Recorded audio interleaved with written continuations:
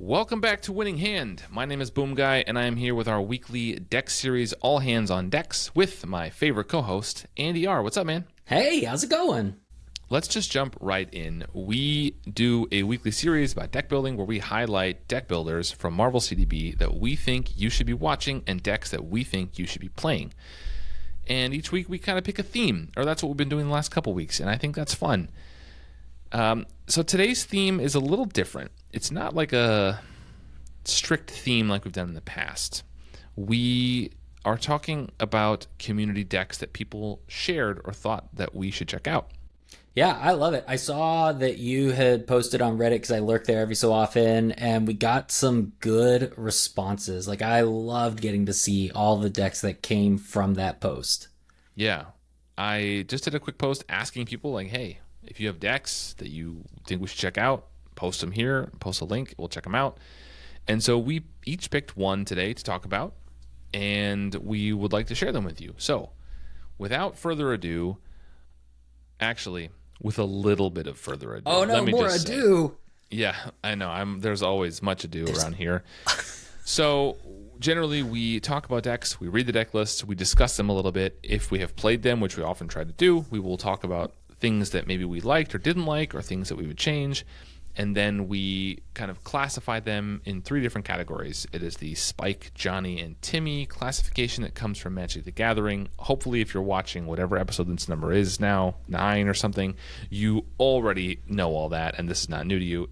If not, there will be a link in the description if you want to check out the article where those names come from. But that is all the ado we're doing now, Andy. That's it. We're jumping into decks. No more. And I'm going to go first today because I just want to go first today. I love it. The deck now that we're ado list, today, this is great. I feel What's free. That? I feel free of ado. There's no more ado. The ado is over, and we are moving right into decks. The deck that I have today was submitted by someone, and I'm sorry I don't remember who it was submitted by, but the deck is by the deck builder called Newfie Lad. This deck is called Chitinous Wasp, and I actually had to look up the word chitinous. I was just about to ask about it. Do you know what it means? No. You don't? Andy? I don't. I might have been an English minor, but vocabulary is not my forte. Yeah. Well, there's more than one of you here then. I also didn't know. So embarrassingly, listeners, viewers, if you know what it means, you can lord one over Boomguy and Andy because you're smarter than we are. Yeah. It has to do with like a exoskeleton for certain kind of bugs that's made with calcium or something. Now I don't have it in front of me, but it's basically like a bug exoskeleton kind of thing. And I guess that qualifies here. That's cool. Is that why the Chitauri are all like exoskeleton-y? Is that like the basis of them? They're just chitinous Chitauri? Well, I didn't go that deep, Andy, and Boomguy does not read comics, so that's true. My bad. I forgot. I didn't forget. I know. Well, they're in a movie. Are they from comics too? I don't know. They are. Well, I don't know. I don't read comics either. Fair enough. Okay, so let's get into Chitinous Wasp. This is a protection deck with the aforementioned Nadia Van Dyne. So I'm just going to read the deck list quick, and then we'll kind of talk about it. So, allies. She has Brother Voodoo, Ironheart, Moongirl, Nick Fury, Polaris, Starhawk, and War Machine. Events. Come Get Me Bub, 2 copies of it. 1 copy of Face the Past, 3 Perseverance, and 1 Taunt. As a copy of Build Support, the 3 Standard, double resources, 2 Power in All of Us, Avengers Mansion, Helicarrier, Med Team, Night Nurse, and Ingenuity. So that is the deck list in addition to the standard Wasp cards. It's a 40-card deck.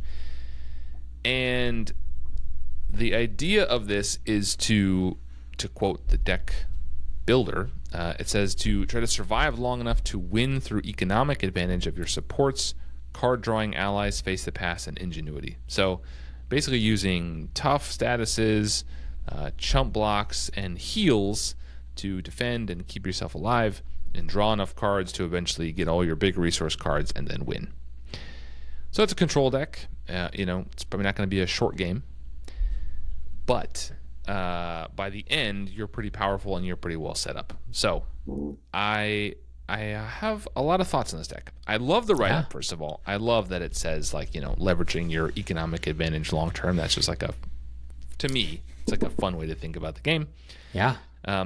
I really love the inclusion of Face the Past here. Face the Past was one of my cards of the year. We did our 2024 reveal, Lazy Titan and I, our big review of the year that was in Marvel Champions. That was my favorite basic card of the year. One of my favorite cards overall. I think it's such a cool idea.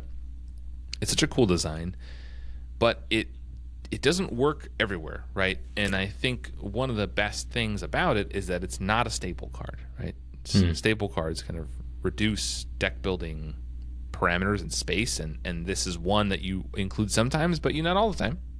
A lot of people, I've seen it used with Thor, who benefits obviously from drawing a minion. So with Thor, you pay 1 and you bring your Nemesis minion into play. You would draw 3 cards, and you would draw 2 more cards. So you're drawing 5 cards, which is an insane amount of cards to draw. So basically an entire new hand.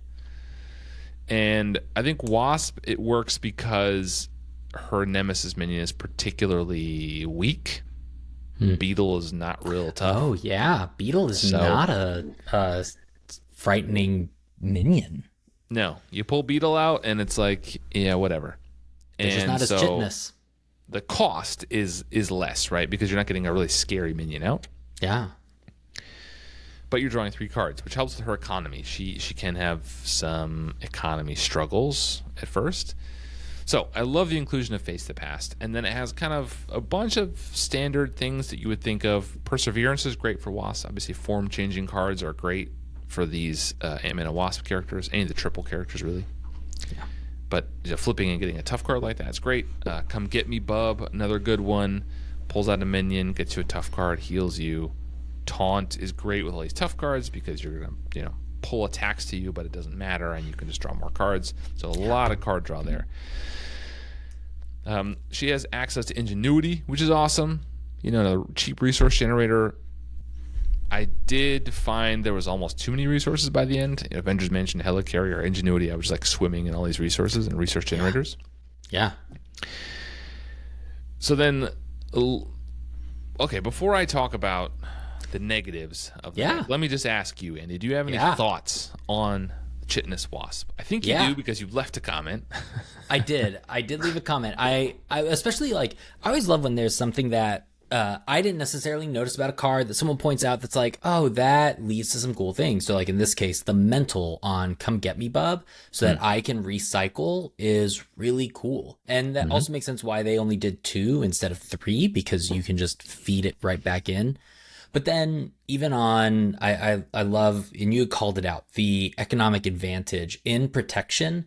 That is that thing that when you build, oftentimes, especially if you're going to do solo, you need to build in this turning point where your protection is set and you can turn to damage. Because oftentimes when we build these protection decks, we build them to where we just keep the cycle going. There's no turning point. And then we eventually just die to the timer that is the encounter deck. And so I love that here, they recognize that. They call out that you're going to need to then use that economy to start powering some of those big events, because who doesn't like Pinpoint Strike? It's such a fun card to play, and I think it's probably Wasp's best attack, which they even call out. So I definitely really liked that they had managed that, and the mental on Come Get Me Bub was a cool call out. Yeah, Perseverance also has a mental, which is great. So you can cycle that back in and keep getting your tough cards every time you change form. Yeah. So some of the allies, I didn't find as helpful as others. Polaris is fine. She obviously gives herself a tough card, which is fine. So it's an ally that can potentially block twice. That's good.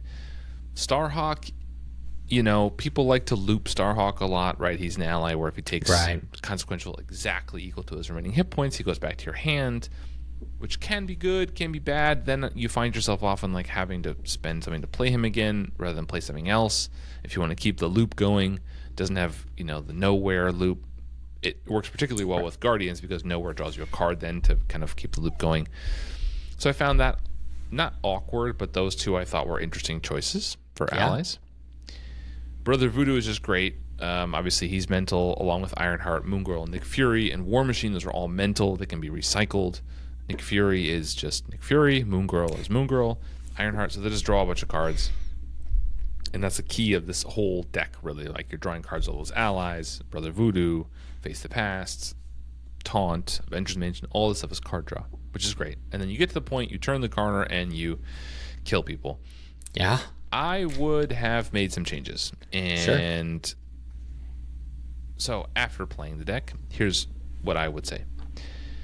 I think the power in all of us is borderline, and I would probably cut it. That's Boomguy's opinion, because there are a number of targets, right? But Ingenuity, Helicarrier, and Avengers Mansion are 3 of the big targets, and it's only once, and then you just have an extra single resource in your hand. The allies, there's only 4 of them. I didn't feel like there was enough targets. So for me, that's a card I would have cut. 2 copies of it. I would have just cut it out and put something else in. Probably Taunt, frankly. Taunt, I think, is a great card, and 1 cost, take an attack, draw 3 cards with all the toughs you have. I would totally bump that to 3. I think that's a great card. Med Team, I didn't feel like I needed. I had plenty of healing. So it's another one I could take or leave. And then I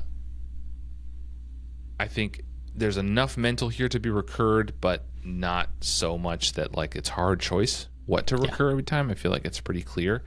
I might have included Meditation. Meditation is a card that I am split on. Sometimes I like it. Sometimes I think it's a waste. It's difficult because you have to draw it when you're in Alter Ego and then have something to play. So there's a lot of things have to line up for it to work. Yeah.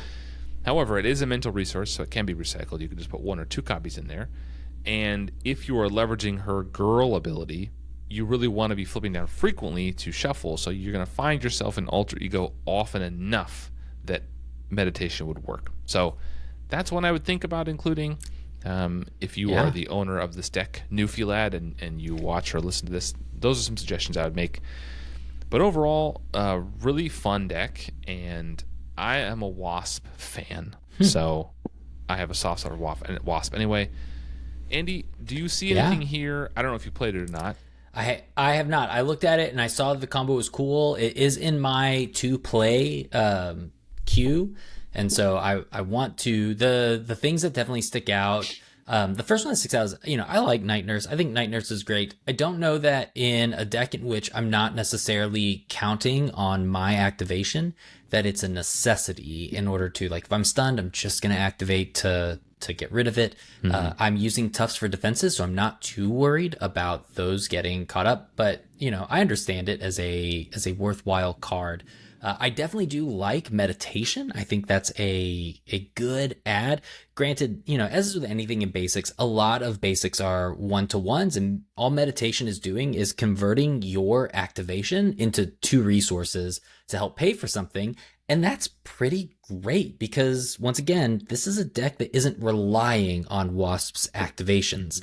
And so I think that's a good call out. So I feel like the ways that you want to update this are pretty good.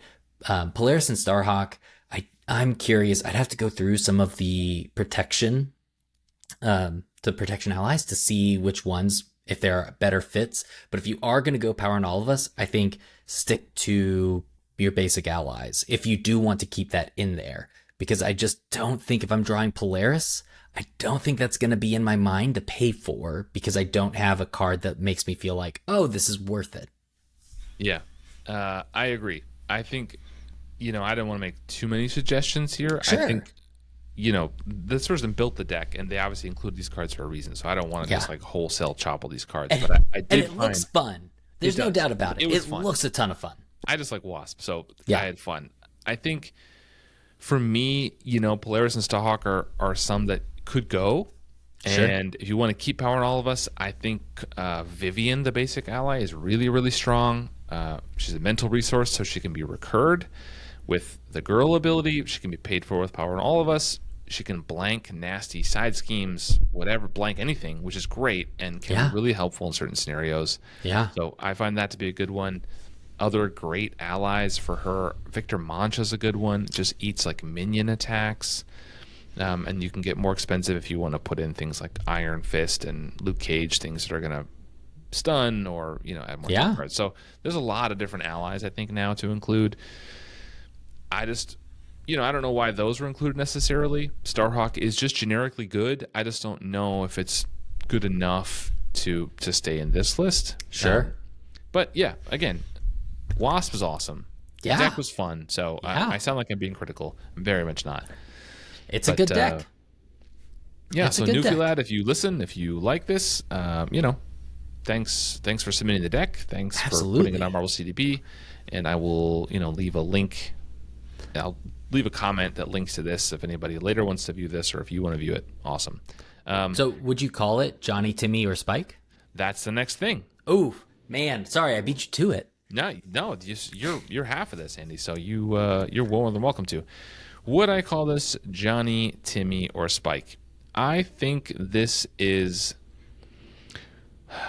It's a split for me. I think it's mostly a Spike deck. I do feel like it is just like efficiency, kind of grinding the villain down is how I felt.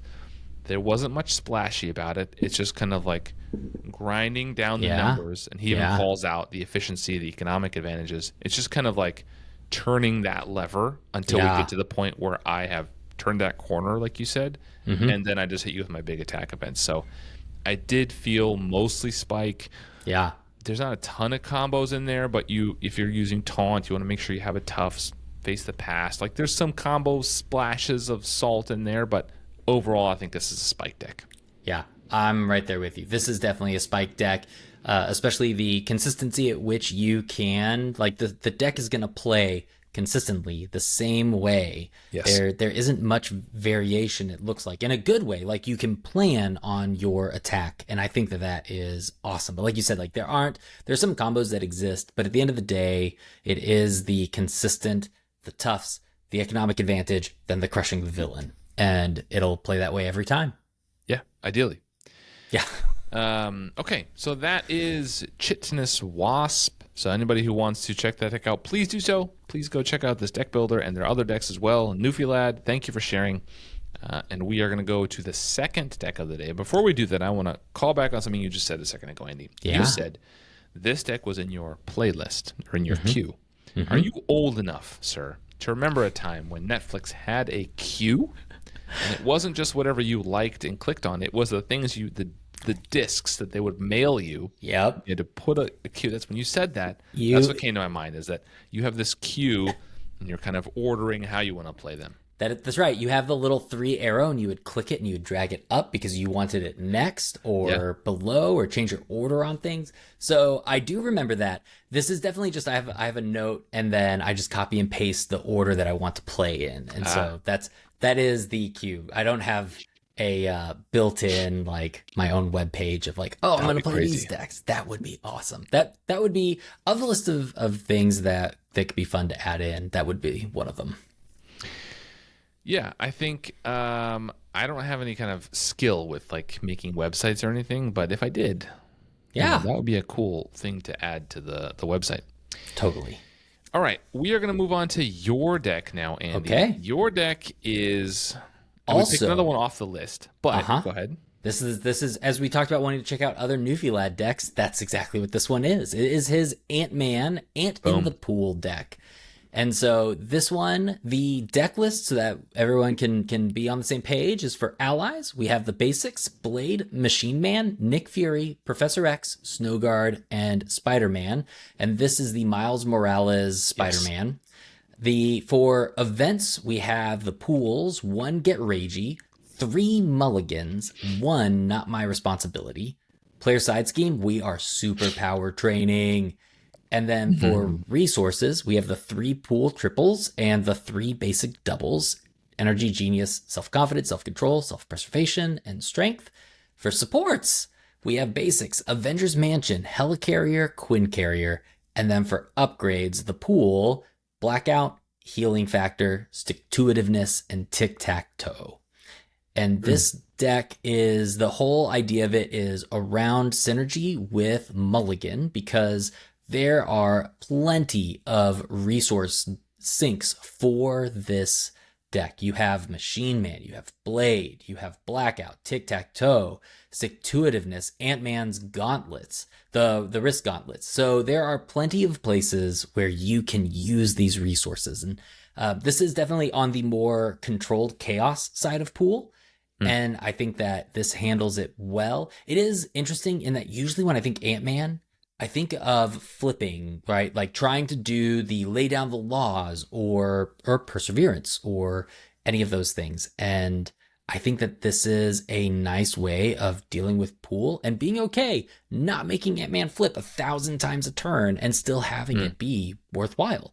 And so the key behind this, and the thing that I love the most is mulligan with heroes who have one really important card to their kit.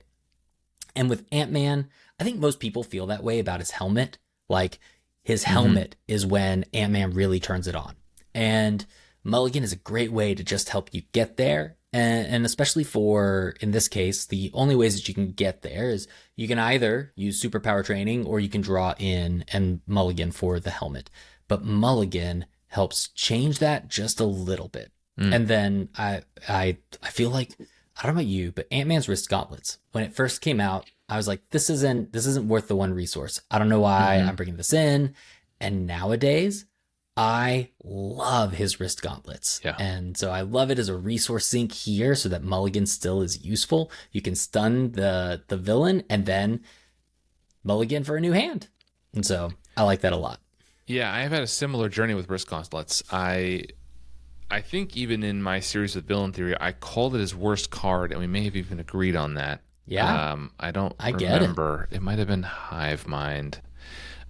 It was one of the contenders. I think I called it Wrist Gauntlets. Yeah. I think Wrist Gauntlets, I used to think they were bad. I think they're actually really good.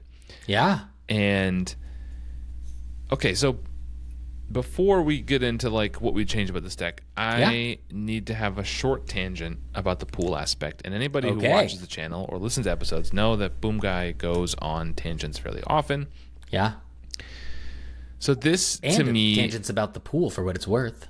yeah, this to me is kind of showcasing the limitations of Pool. And this is not a critique of the deck or of the deck builder whatsoever.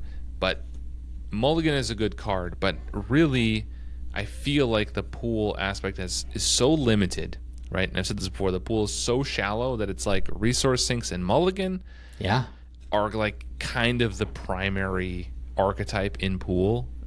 And it feels so limited.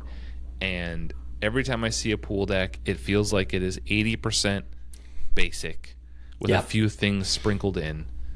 It just starts to feel like, I don't know, like, Yeah. And that's not their fault. That's the designers. I really want more Pool. I don't know if we're going to get more. I hope we do. Tony didn't turn it down out of hand when I asked him in an interview. Yeah. But it just a lot of them feel kind of the same, to be honest. I'm also curious if there is some, just to add on to that, of we don't see a lot of Pool decks that really lean into his I got this or some of those statuses. So I'm curious if there's a nervousness of if you build a Pool that does that and you don't have a way to compensate, then are people going to like it? Or are we all generally too risk averse to be able to handle that more chaotic side of Pool? Like, I don't know how the community will respond. I know I have a deck that tries to lean into the chaos and like it did okay compared to the others, but I'm curious if that's what stops a lot of the more interesting. I'm going to go for the chaotic good in Pool and see what happens with it. And so people are welcome to build that deck and I will gladly play it and enjoy it for what it's worth. Yeah, I think what people discovered or realized, or maybe we realized this as a group when Pool came out, is a lot of the things it did, right, are cool ideas, but you're like creating more loss conditions for yourself. You're making everything really difficult. And the payoff for doing that wasn't amazing. Yeah. It was like fine on some of them, right? Yeah. Like, and I will say, like, I struggle doing it I do it in 1-player games where I'm the only one that's dealing with the consequences of my actions. I struggle in 2 or 3-player where I know that other people are going to suffer for the consequences of my cards. Yeah. That's a little bit tougher for me. Yeah, I mean, to me, I think of one of the cool ones I like is, and I don't remember the name of it. It's the upgrade that goes on to a distraction. Maybe it goes onto a side scheme, and it has a crisis icon. And then when you clear Yeah. that side scheme, you get rid of a Ambush. non-elite minion, Yeah. which is Ambush. kind of a cool idea. Except you've created a limitation for yourself on like one of the main mechanisms that you can lose the game, which is the main scheme. And so you play that. If you don't have a path to deal with it very quickly, you could just lose the game Yeah. over a non-elite minion. Yeah. Like, or you could just leave that option open and deal with the minion. It just doesn't. So I think a lot of it is cool. I like the idea. I like the energy and the vibe behind it, but it just needs more to kind of build out. So, but yeah, if there are cool pool decks, please, y'all watch and listen and let me know. Send me an email, winninghandpodcast@gmail.com, or drop a comment down below on YouTube and let us know if there's cool decks out there we should be playing, or if you've tried some. Let me know. What do you guys think? Is pool good, bad? I don't know. Yeah. Yeah. Okay, Andy. So this deck now, you played it. Mm-hmm. What'd you did. think? I found it very spiky. And it's that same thing of because of the use of Mulligan. And it is funny. I think this deck builder enjoys the economic advantage side of things and really trying to use economy to transform it into damage, transform it into whatever it needs to be, threat removal. And this very much follows that same suit of you're going to use Mulligan to get to the cards that you need and then build up your economy. They have Avengers Mansion, Helicarrier, Quinn Carrier, and then you win. And so I think it's very much in that spike realm. Yeah. Are there any tweaks you would make after playing it? Suggestions for cards to cut or leave in? Things to add in? So one of the bigger things that I would actually prefer, and this is the way I feel about any time a deck has Snowguard in particular in, give ways to keep Snowguard out. Like you are putting 4 resources into this potentially 3 thwart or 3 attack ally. Keep that 3 going. And so I think that would have been helpful to have some way to do that. I know you have tic-tac-toe that can be helpful, but that only has a limit to it. But all in all, I don't know that there's much that would change. I will say in general, and this is not directly at this deck, Quinn Carrier is always a tough one for me to add because I do so many multiplayer games that it becomes a card to check with that is anyone else going to be playing with. Whereas I love Helicarrier because anyone can bring a Helicarrier with them. And so I don't know that I needed Quinn Carrier here as much as it's a way to trigger Blackout or Tic-Tac-Toe. But I don't know that I was ever really struggling to find resources for those things. Yeah. Interesting.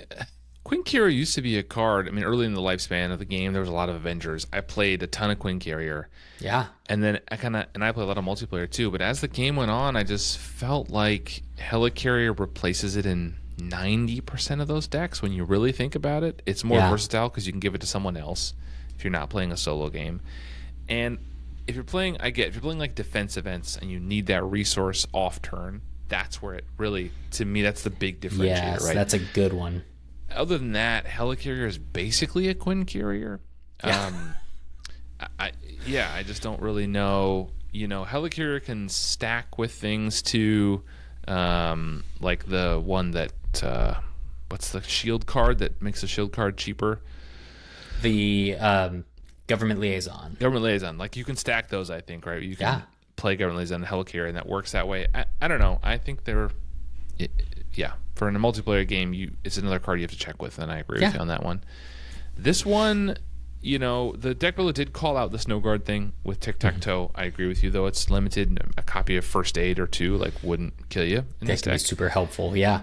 It seems like, and I didn't play it, it seems like a lot of resources. 3 doubles and the Pim particles and the 3 potential triples or potential doubles of the pool aspect.